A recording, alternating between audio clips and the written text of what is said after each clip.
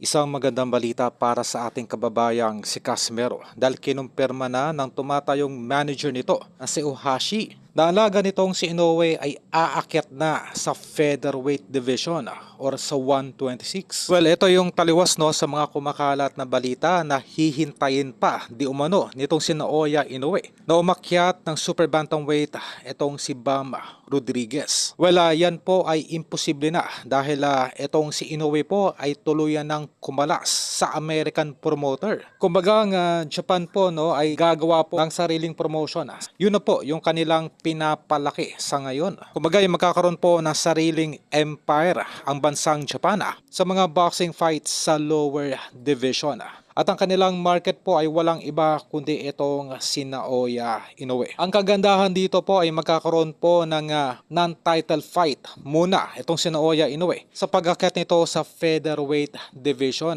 Kumbaga ay susubukan muna no nitong si Naoya Inoue ang bigat ng 126 division bago lumaban sa mga champion ng nasabing division. At ang isa nga po dito no ang ating kababayang si Casimero na madali pong makuha bilang magiging kalaban nito dahil itong si Cuadro Alas po no ay nasa Pilipinas lamang.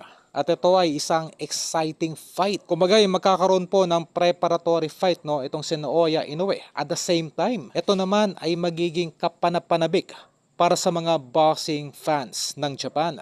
Kumbaga mataas po ang market no nitong si Cuadro Alas. Kakailanganin na lamang po no nitong ating kababayang si Casimero na may panalo na maimpresibo ang upcoming fight ito ngayong June 6 kontra sa Mexican assassin Luis Neri.